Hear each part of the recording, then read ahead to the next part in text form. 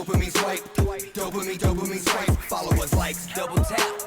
Now they control your life. What is up, everyone? Welcome back to another episode of the 817 podcast, where we talk everything from business, politics, news, trends, and culture in the city of Fort Worth and Tarrant County and the greater DFW metroplex. I'm Jimmy, here with my host, EJ. How are you feeling today?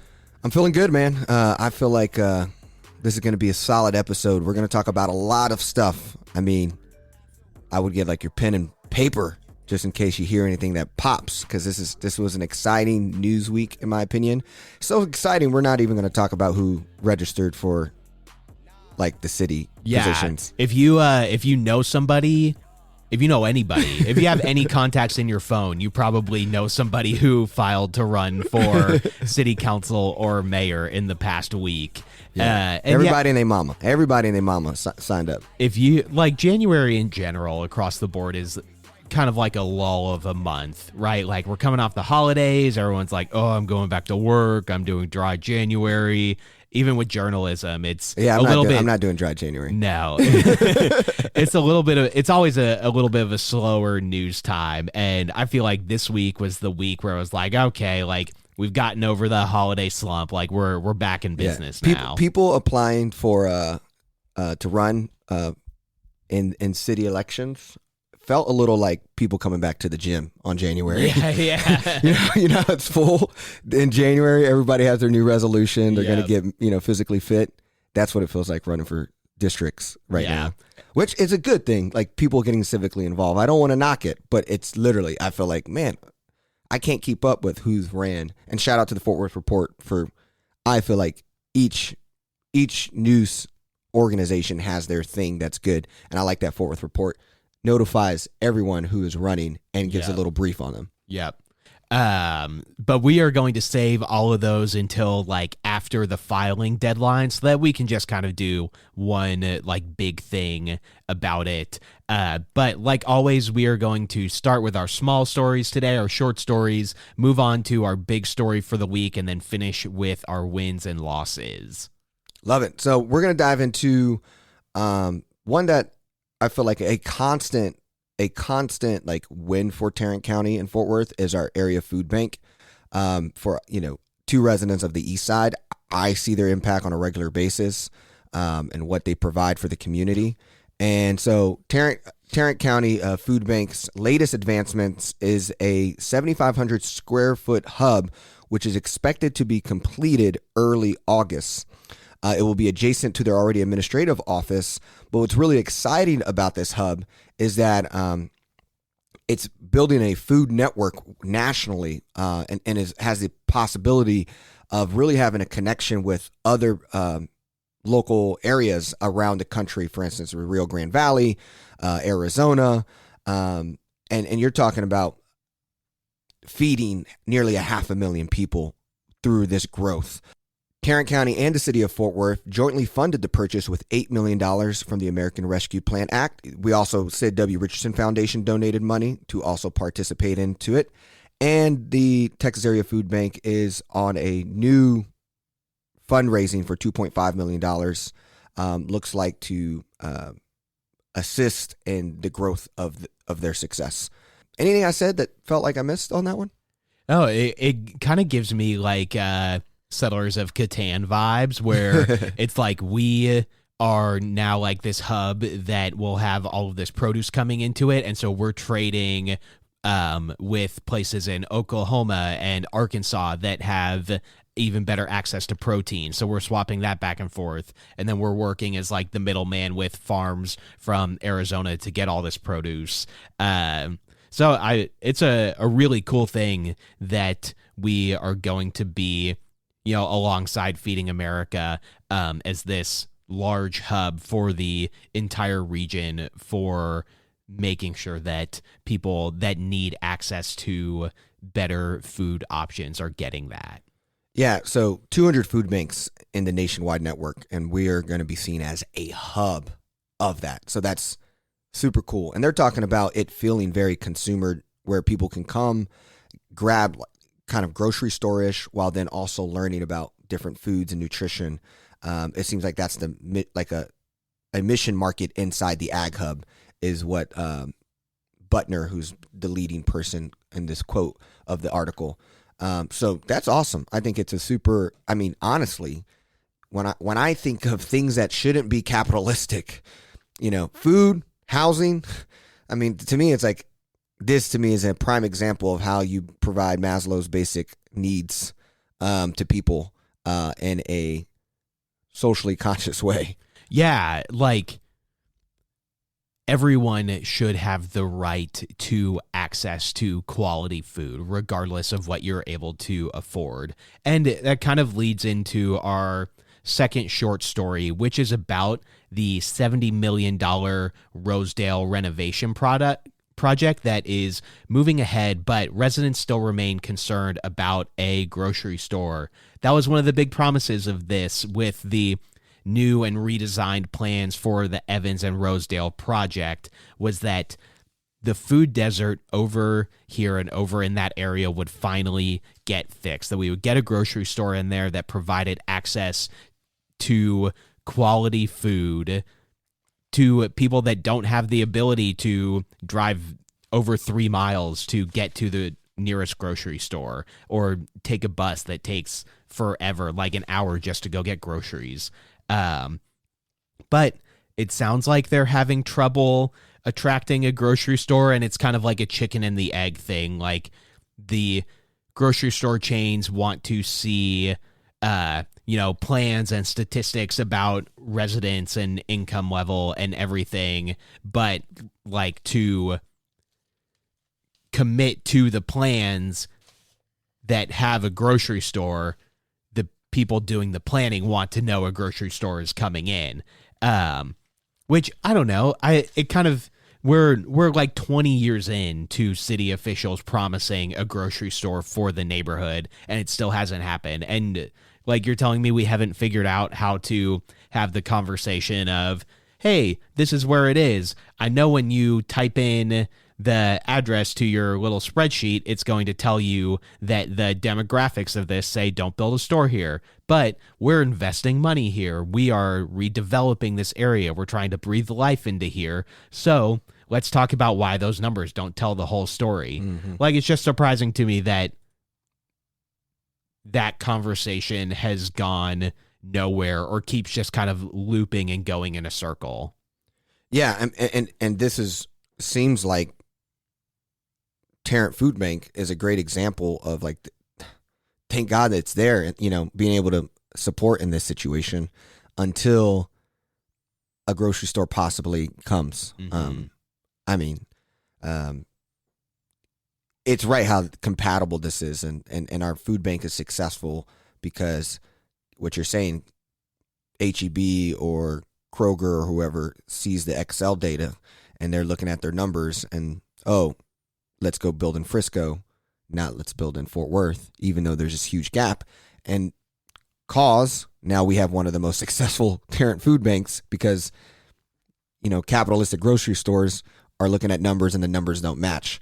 And so what does Fort Worth does, or even the state or the country do when the numbers don't match and we have to pick up the slack because people don't see, oh, this is a profitable region on something like grocery stores. Yeah. And so the area in general is meant to be very walkable, very bike friendly, multifamily, mixed use, where people are living on top of the stores that they need to survive or to get what they need. It seems like the ideal place for a grocery store to come in here. So it's a little frustrating to read that. We started talking about this like 2 years ago. That's something that Chris Nettles campaigned on. And then once this development gets announced, it's like, okay, like the ball's rolling. Like, we're going to see this next step of solving this food desert. Nicole Manna had her massive series about what the life expectancy for that zip code, and how something simple like a grocery store adding medical accessibility would solve so much of that. And now it's like, okay, we're still here early 2023 talking about how we can't convince a grocery store to commit to this. Yeah, yeah. And it's so powerful what journalism and news does. I mean, great context and bringing back the 76104 story. And what has that 76104 story? I mean, it even inspired the Braver Foundation, you know, and like when you get good news locally, it inspires people to take action, you know. And I had the chance to speak with one of the Braver teams this weekend about this, and this definitely needs to be on the radar and probably a goal. And it seems like a goal that they should try to help with as well. Like, you know, how can you partner with the Braver Foundation or like a local group like that to help pitch to grocery stores why this is needed and why you will also thrive. Yeah. So, let's go ahead into the final story, which to me it's, you know, me and you kind of said we didn't want to touch this because we didn't feel educated on this, but it's now, I feel like, the story of Fort Worth, and it's the whole, the curfew, right? Fort Worth will allow its teen curfew to lapse February 13th in anticipation of state lawmakers banning the practice in Texas municipalities. City officials confirmed Friday, so the state is going to have a conversation about it next month. So we're just, I guess, going to stop. But what's really big about it is just like, I think this is the first time when you see our new young city council stand up for something they believe in really heavily. You know, Jared Williams, Chris Nettles, talking about how black youth are disproportionately cited for violations. 40% of violations, actually, it was the number, which was a lot higher than Hispanic or Caucasian. Now that we have a week with this story and we've seen it grown to be the heated conversation in city council, what are some things that are registering with you? The first thing that sticks out to me, I agree with you. I really love seeing, especially Jared Williams, like stand up and make a stand on this. And I think he's got a lot of great ideas behind what he wants to accomplish. But what stands out to me is that, like, as a city council overall, it's another thing that we're not really making a decision on, right? Like, Maddie is just going to kind of kick the ball down the road until the power to make this decision doesn't lie with her anymore, so that she doesn't have to actually stand up and vote on something that might piss some white parents off. And so that's kind of frustrating to me, is I feel like almost everything with this city council that we've continually brought up, it's been like, they didn't actually end up really making a decision on this. They kind of just, kept punting until we maintain the status quo. And this was something that they could easily get in front of the state taking away control and saying, like Jared Williams says, we have 30 years of data. This doesn't help anything, which, like, obviously it is a Band-Aid solution that doesn't do anything. But if you just, like, observationally look around and say, this is going to be something that, like, curbs teen violence, like, obviously that hasn't happened just from what we see in the news and what continues to happen. So looking at the data that was kind of shared here, like it says, black teenagers accounted for roughly 40% of citations in 2020, compared to 30% for Hispanic teenagers and 22% for white teenagers.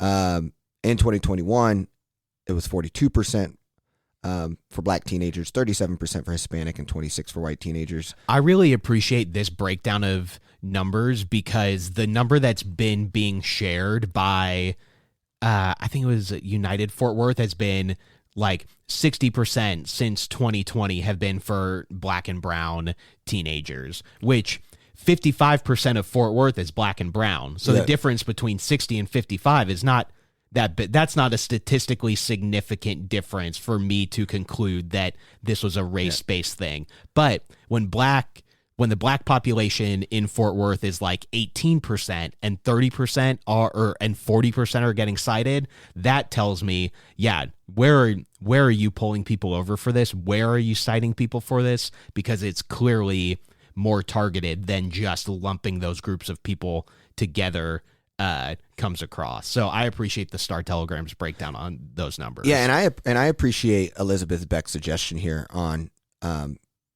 like violations not ending up on teenagers' records. Like that's silly.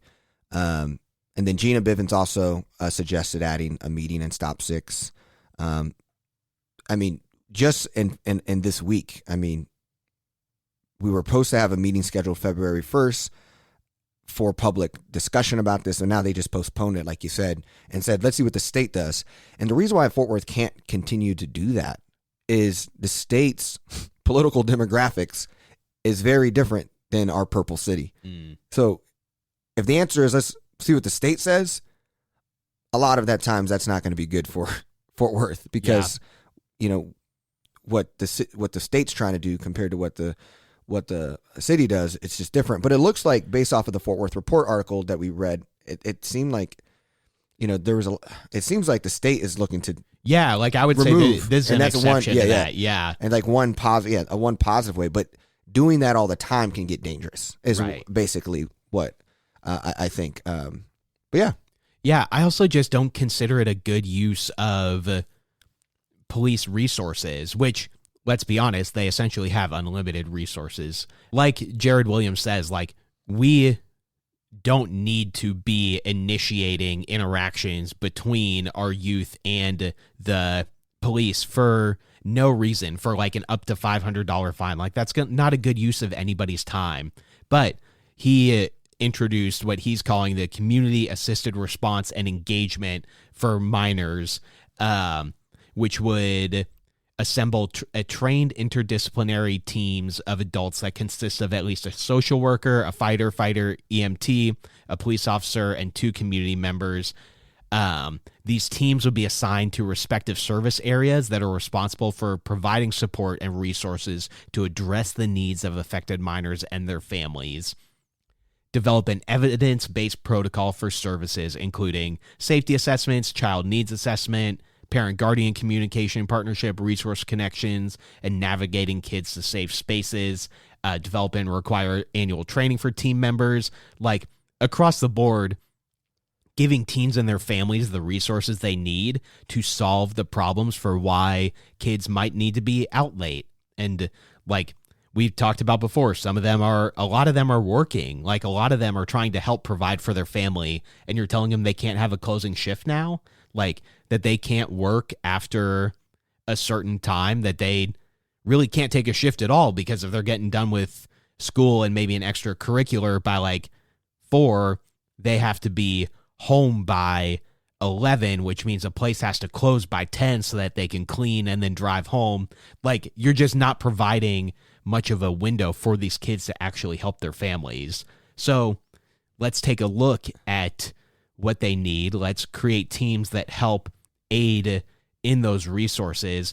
And I was really bummed with Maddie Parker's response to Jared Williams' suggestion being, well, like, we'll have to take a look. It sounds like it's going to cost a lot of money. Like, you're telling me we don't have the budget to do this? That's insane. Yeah. Like, that is absolutely absurd to suggest that we need to be more fiscally responsible than doing something efficient that supports our kids. Like, we gave the surge of money to police. Yeah. You know, like, you're telling me that you value quote unquote fiscal responsibility more than the well-being and livelihood of our teenagers in this city. Like, I know that you say that we're going to take a, like, police supported approach rather than a community supported approach, but, like, come on, is so ridiculous to think what minuscule amount of money this is going to take to do, and call that fiscally irresponsible, yet spend in so many of the other ways that we do. And, you know, we here at 817 Podcasts, I just reached out to Jared, see if he'd come on the pod to talk about this I think it'd be cool if he comes in next week or Yeah. two to talk more about this project, and maybe we can get into the cost, and maybe we can get into like the sustainability of it. Let's see what happens. Jared, if you're listening, or anybody who knows Jared, let's have him on the interview. Well, we're 20 minutes in, and we just hit the short story, so this is going to be a long one, beautiful people. So Yeah. get your seats strapped in and get ready to go, because this big story I've been excited to get to. I'm going to do my best to take all the stories that are around Texas. The big stories about Texas's growth, but also how Dallas-Fort Worth plays in that growth. And we're just going to have a big discussion of what does all this mean for Fort Worth. So where I want to start here is I'm going to first start about, obviously we know population growth. Texas is estimated to increase more than 70% over the next 50 years, from over 29 million people in 2020 to 51 million people by 2070. But what you're seeing already by Dallas-Fort Worth is that we were number one in population growth.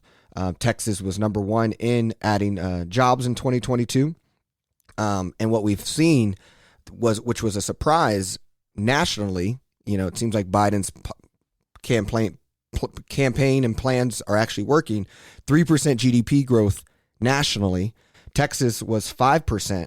But what was exciting is that Dallas-Fort Worth was 5.9%, nearly double the national average when you talk to economic growth. And so as we continue to go down this path here, for perspective, the amount of jobs that Dallas-Fort Worth added last year was more than 46 states, and it accounted for 36% of Texas net gains. All right. And so when you look at the population growth as well, you're also seeing a growth in education growth, how educated we are. We've seen a percent increase since 2016 in Tarrant County by 17%. Denton County saw 32%. Collin County, 24%, and Dallas, 14%. What was also interesting of that population growth is work from home growth. So Collin County grew 30%, Dallas 16%, Denton 25%, and Tarrant 15%. If you saw the graph, we're the least of that growth in work from home, and second to last on like the educated growth. That's important to note as we get back to that topic.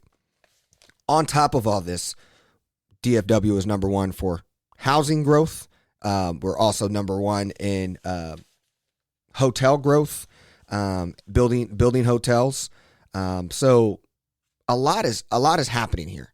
I'm going to stop there, let you hop into this, and what does all that say to you, and where do you see that Texas growth happening? But it's truly, DFW is the number one spot of that growth in the state. Yeah. And I think we'll continue to talk more about this. But when we talk about Fort Worth's role in this and Fort Worth's growth as a city, I think it is important to have an accurate picture of who we are as a city, right? Like, I think in general, it is very important to have an accurate perspective on who you are as a person, how you operate, and that goes for the city as well. And I think a lot of this data points to the fact that Fort Worth will continue to grow as the metroplex grows, but it's not going to grow as an innovation hub. It's going to grow as an infrastructure hub. And you've got more stories on how we fit into that. But I think it's important to have that accurate lens of who we are as a city so that we can properly manage the growth that is coming instead of trying to be something that we're not. Yeah. And the two indicators in the last 2 weeks that give me that behavior is one, the work from home data, right? I mean, 30% in the Collin County area, the Denton area, and those also places which work from home is that knowledge-based worker kind of language, right? And so, and right, Denton County and Collin County kind of sits both Frisco like that Frisco population, with and so that to me is a one example where like the innovation workers aren't in Fort Worth. Like what you said, the infrastructure workers are. We're the manufacturing. We're the baseline of the things you need. But the innovators that design R&D don't necessarily, I believe, live in Tarrant County. Which is not inherently a bad thing. Yeah. It's just important to work out of that foundational perspective rather than trying to strive to be something that we don't have a foundation laid to be. Yeah. And like another like statistic that really showed me that we're not an innovation hub from a knowledge-based workers, right? We're down on work from home compared to other counties. But it's also what I found fascinating is the growth of the Asian population in Texas. For those of us who may not know, Asians are the state's fastest growing population, with Indian Americans being the largest group in that category. Overall, Texas has the second largest Indian American population in the country. Now, why is that important? From an economic perspective, Indian Americans has 75% have a graduate degree, where the national average is 38%, college degree. So when you think of knowledge-based workers who maybe can work from home, right, that's a kicker. More than half of Indian American employees work in three industries: computer science, mathematics, management, and healthcare. Management and healthcare they put as one industry. So like when you look at the growth of Asian Americans as a whole in Texas, but then Indian Americans, this is what I found fascinating. And this is an article out of Star Telegram. It was a Sunday story, and they did a great job talking about this. But it's that you have to look at the growth is in Collin County, where they grew from 3.8% to 7.5%. All right, let me explain that again. 8 out of every 100 people in Collin County is Indian Asian American. Think about that, right? To perspective, to Tarrant County, it went from 0.9% to 1.1%.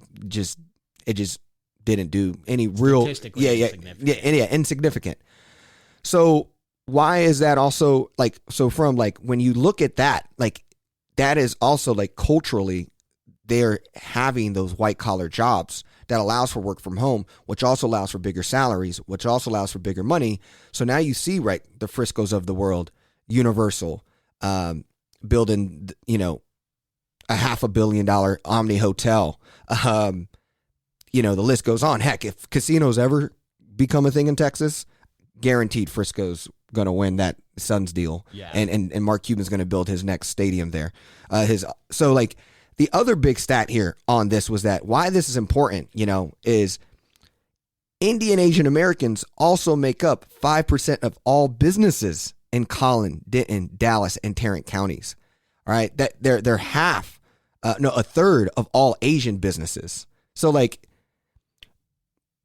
economic growth is in that innovation isn't happening in Tarrant County just off of like the work from home data and the population data on like white knowledge-based workers who are predominantly Indian American. Like that migration showcases that we are not the innovation hub. We are, like you said, the infrastructure hub.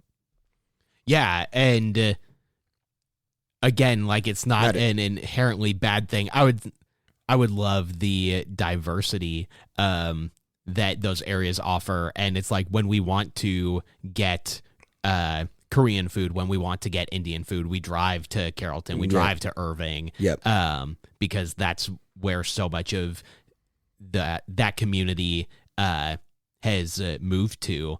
But like the flip side of that is we do have a lot relying on us manufacturing wise in Fort Worth. Yeah, you have that graph that I thought was interesting too, that you could bring up, but like the areas where I think this is like, it's okay for Fort Worth being an infrastructure hub. Like we said, it's not a bad thing.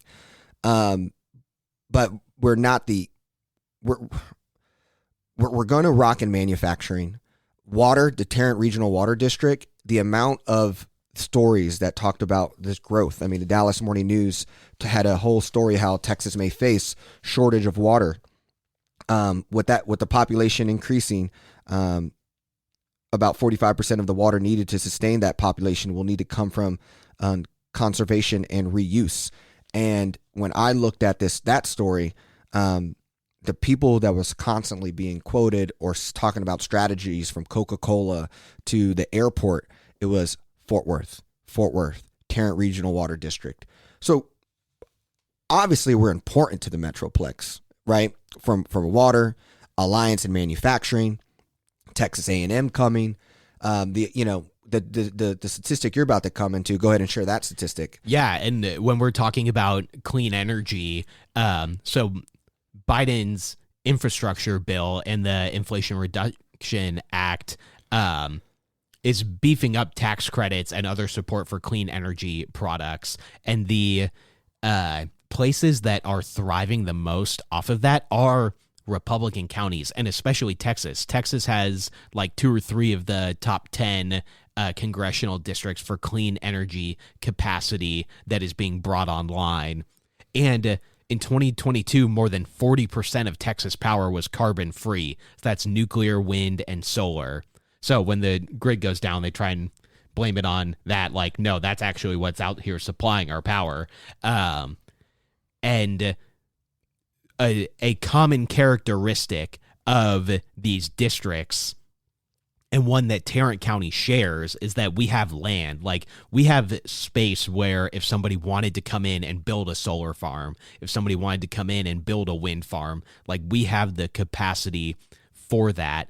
And to have that close to the metroplex, or in the metroplex in general, is something and an investment that I think it would be wise for somebody to come into Fort Worth and make. Like, with all of the tax credits being offered for it, like, Fort Worth is an ideal home for renewable energy sources, which, along with the water district, make it a massive hub for renewable resources. Yeah, shout out to Urban Fort Worth. I'm actually, that's another person I would love to interview on the pod. I don't know if they would come on to pod, but I don't know if you saw that tweet I sent you. It literally, like what you just said about land is insane. So water and land are 2 things we got over pretty much all metroplexes, right? They showed Tarrant County compared to other cities. Look at Houston. We're all the way up in Kingwood, Spring, compared to Houston. San Antonio. I mean, we're New Braunfels. Like, look how like you imagine being in New Braunfels and like, wow, I'm still in San Antonio. Like, Austin. You look how far out you're almost to Georgetown. I know, it's insanity. So then when you look at it from like American other cities, look at it to New York. Like, you got Newark in there. You're out past Mount Vernon. Yeah. I mean, look at that. Let's look at Washington, D.C. I mean, look at that. Columbia. Look at San Francisco. Yeah, in San Francisco, you basically cover the entire Bay Area. Yeah. And then even a bonus for you, your European cities. Barcelona, we basically cover, their ocean. Yeah, at least they've got a train that would get you out there faster than it takes to drive from downtown to our house. Right. Paris, look at that. Yeah. London, look at that. Well, I'll put this in the show notes for y'all to look at it. I know that probably doesn't help you, me saying look at that and y'all can't look at it. So like that is also like super true there, right? It's like, so bonus for Fort Worth as the infrastructure, right? Land, water, the climate energy piece.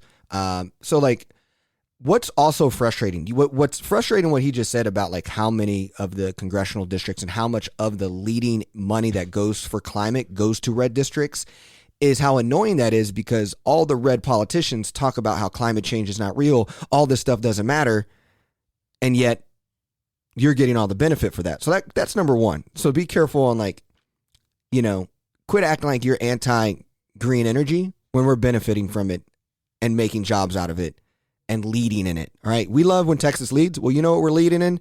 Green energy. All right. So quit. Now, the number two thing is I also think it's funny how Texas is really big and Republicans is nationally. They're trying to take away affirmative action, and their leverage is like they're suing universities because Asian Americans have been judged on and not taken, has been, I guess, a disadvantage being Asian applying to college. And like you see a lot of Texas and Florida trying to tag saying like, hey, you know, Asians have been treated against affirmative action and race incorrectly, but it's because it's the fastest growing voting population, right? It's because today 2 of every 3 Asian Americans voted for Joe Biden, not Donald Trump. And so with this growth, and if you want to feel to be heard, you're now telling a story that, you know, my wife, who is Asian, she did experience that. But what's happening is like Republicans are trying to trigger that so that Asians now feel heard, and the people who now they feel heard from is Governor Abbott and Dan Patrick, because the Democrats are busy on equity of blacks and Hispanics. And so like, I just also want you to note they're like, that's also going to be an interesting dynamic is how these people vote as they get older. I saw something in the story, how like the average Indian American is like 19. So it's like, so as we get older, like, I think that's also a fascinating story around all of this. Is what does all of this do to Republican messaging? Because you're lying on the that you don't want the climate stuff, because we are receiving, conservative states are receiving it, and I see what you're doing trying to get Asian votes by connecting to the challenge of college enrollment for Asians when applying, because like we just saw, so many of Asian Americans actually get college degrees compared to other races. So that's what I'm interested to see, that propaganda. So this was a good big story. I think this big story couldn't have happened if me and you didn't do 100 episodes. People did not just see the beauty we just did freestyling off the fly. We got tabs up, we got phones up, we got highlighters and pens, and we talked about a lot of important stuff like there that I just don't think you're going to get anywhere else.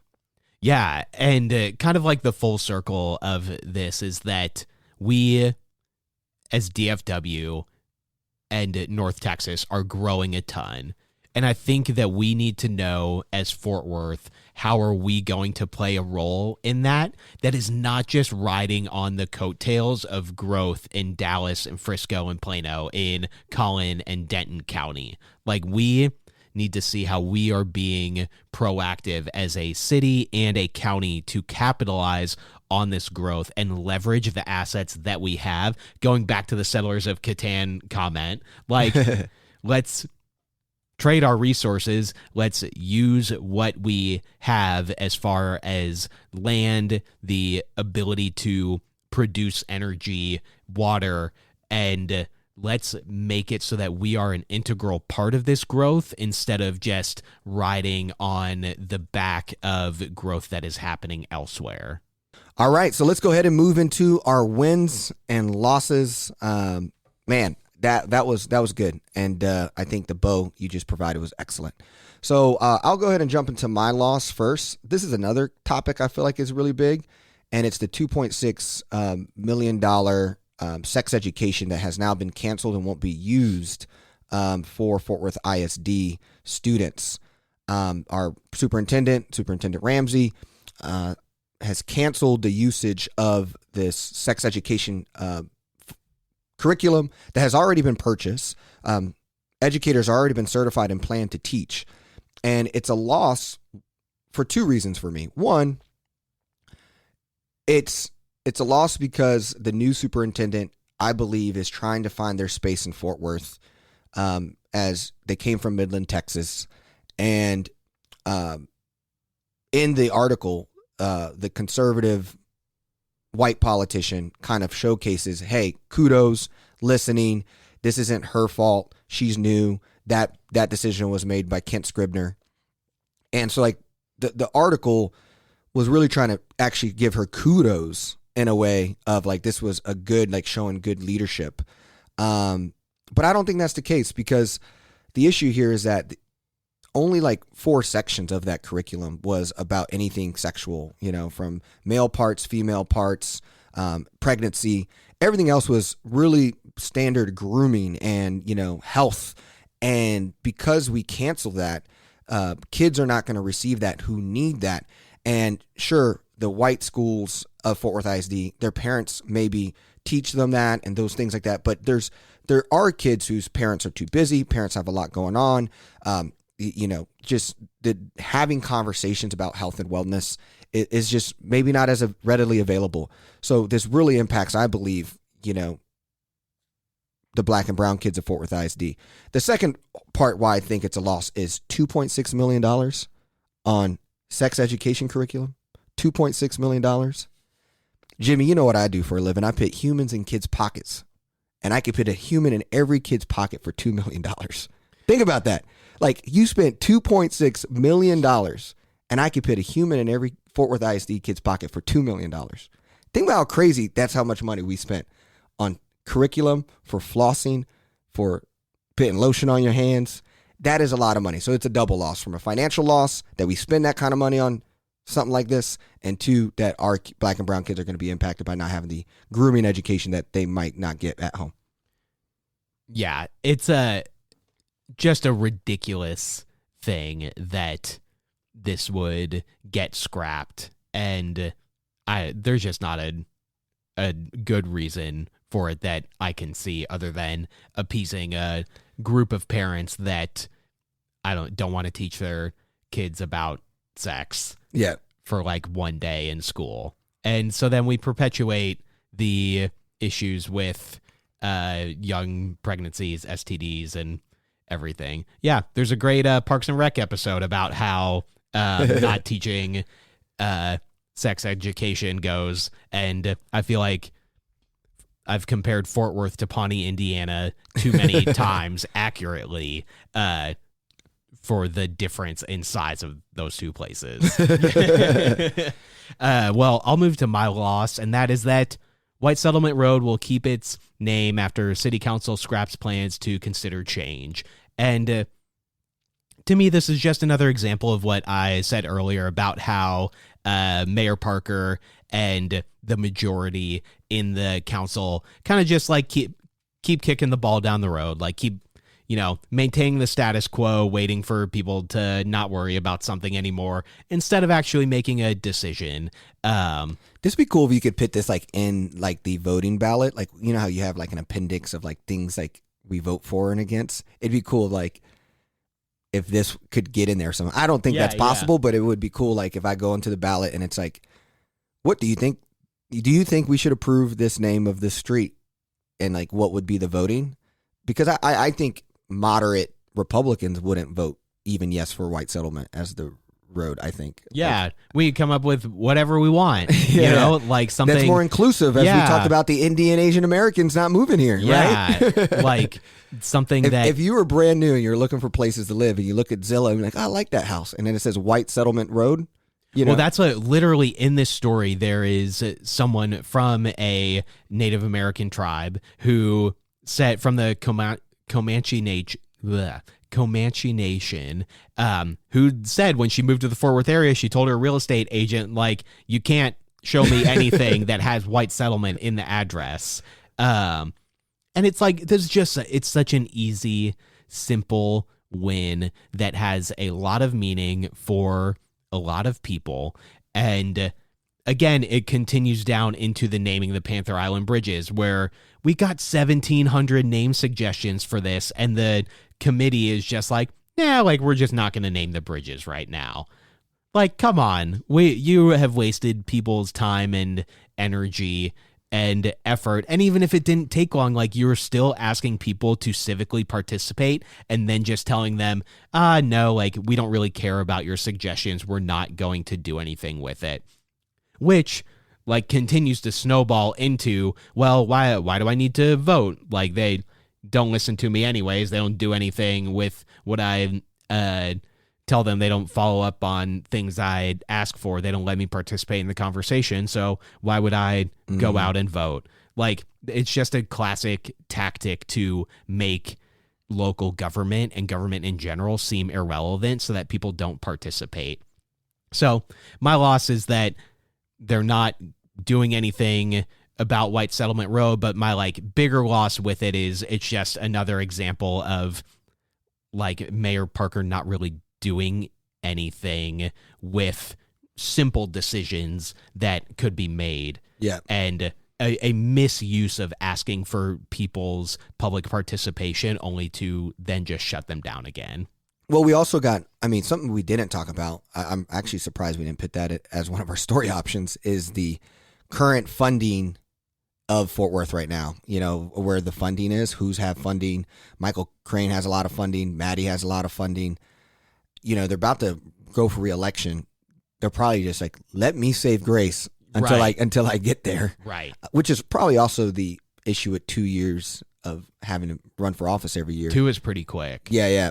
But so again, I wouldn't want Maddie Parker's job and playing that fine line of a young modern Republican, but knowing that you live in a city and county where, you know, a lot of the Capitol riot leaders, obviously, and the QAnon founders started. So, you know, she is running a tightrope as well. But yeah, no, definitely a loss that we can't get away from White Settlement. Yeah, I'll go into my win, which is that the Forest Park miniature train is finally going to be bought and redone so that it can run again. The train runs from over by the zoo down through Forest Park. Like, it's a great, you know, dynamic little thing that's been running for like 50 years.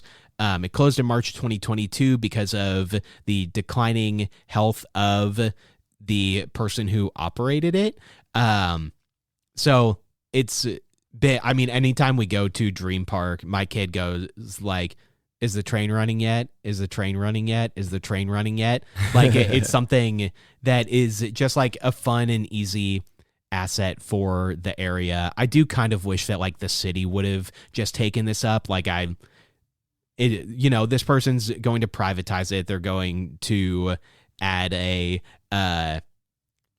like merchandise stand, and all of those things like would make the experience better, you know, and like a real website. But I'm kind of like, I feel like the city could have easily just taken this under their wing, really easily made it's a lot easier, self-funding thing. A lot easier than an adult train. You know. Yeah. You don't want to fund adult trains. Maybe that's it. We don't want to give anybody the idea that we're interested in funding some sort of train.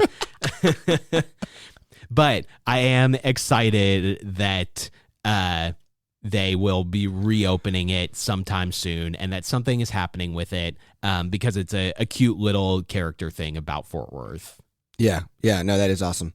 We're going to end with also a win with celebrating Fort Worth Report with receiving a $1 million investment by the American Journalism Project. That is huge news because Fort Worth Report, I think, is an example of future strategies of how local newspapers are going to survive. There's a lot of benefits from having a nonprofit-based news circulation, and I think I'm just a big fan of Chris. I'm a big fan of their journalists and just everything and all the work they do. And without them, who knows? And they're even getting more involved with that Fort Worth Way candid conversation with Betsy Price and Dante Williams from Community Frontline and Jennifer Trevino from Leadership Fort Worth. Like, they just do so much to bring both parties in a room or people with interesting thoughts together. And like, so to me, it's even more than just a newspaper. It's a bridge that I'm glad that is existing, and we're funding with the $1.1 million. Agreed. Yeah, I love that. You know, Star Telegram has pulled away from from seeking out these types of grants and investments, and we are very lucky to have something like the Fort Worth Report in our city. And so I'm excited that they are continuing to see success and be funded in a way that continues to bring great journalism to the community. Awesome. Well, hey, you know what? I thought this was going to be a long episode. We finished in 50 minutes. So that's a nice episode. We got a lot of exciting things coming up still in the docket as the voting and election starts coming around. We got some exciting guests on the docket as well. So we'll keep you updated, but this is definitely, even just for me, a pod that I'm going to bookmark because there's a lot of data in there. I'm going to do my best to put all the stories that we were citing into the description so you can kind of try to follow along, especially with that map thing that the that the Urban Fort Worth guy did. That was super cool. Yeah, thanks everyone for listening. Hope you enjoyed. Feel free to reach out to us on Instagram, email, whatever, however you have to contact us. We appreciate your continued support, and we'll see you next week. Peace. Dopamine swipe. Follow us like double tap. Now they control your life.